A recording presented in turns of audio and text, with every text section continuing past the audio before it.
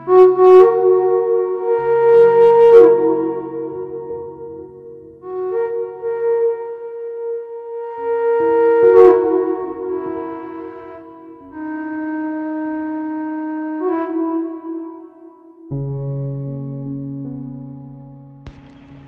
जय श्री राधे सभी को। पूज्य डोंगरी जी महाराज श्रीमद् भागवतम में बता रहे हैं कि जब दक्ष प्रजापति ने आदि नारायण भगवान की आराधना की तो उसके यहाँ 10,000 पुत्र हुए। दक्ष ने उन्हें प्रजा उत्पन्न करने की आज्ञा दी, किंतु नारायण सरोवर के जल का स्पर्श करने के कारण उन्हें परम धर्म सीखने की इच्छा हुई। वहाँ उन्हें नारद जी मिले और उन्होंने इन पुत्रों से कुछ प्रश्न पूछे। चलिए हम भी यहाँ कुछ प्रश्न और उत्तर सुनते हैं। तो नारद जी ने प्रश्न किया, ऐसा कौन सा देश है जहाँ केवल एक ही पुरुष है? तो उन्होंने उत्तर दिया, ईश्वर रूप पुरुष इस देह रूप देश में बसता है। अगला प्रश्न, ऐसी कौन सी गुफा है जिसमें प्रवेश तो किया जा सकता है किंतु बाहर नहीं आया जा सकता? उत्तर, प्रभु के चरण, वहाँ से कोई वापस नहीं आ सकता।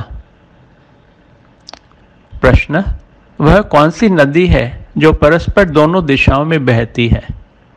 उत्तर, संसार। संसार रूपी नदी में प्रवृत्ति विषयों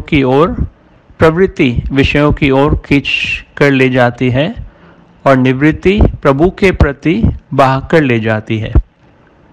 इसलिए हम भटक रहे हैं, कभी इस तरफ तो कभी उस तरफ।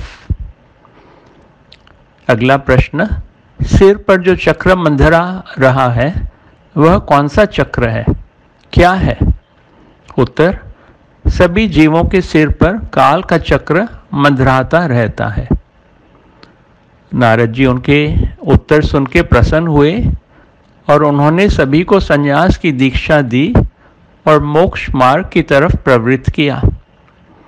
जब दक्ष को पता चला कि इनके सब पुत्र सन्यासी हो गए तो उन्होंने 10,000 पुत्र फिर से उत्पन्न किए। ये 10,000 पुत्र भी नारद जी के उपदेश से सन्यासी बन गए।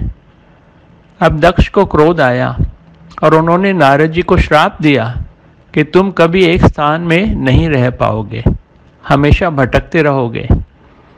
नारद जी ने यह श्राप स्वीकार किया और दक्ष से कहा, मैं तुम्हें श्राप के बदले मैं वरदान देता हूँ कि तुम्हारे घर बहुत सी पुत्रियाँ उत्पन्न होंगी। अतः पुत्रियाँ होंगी तो उन्हें संन्यास देने का प्रश्न ही नहीं रहेगा।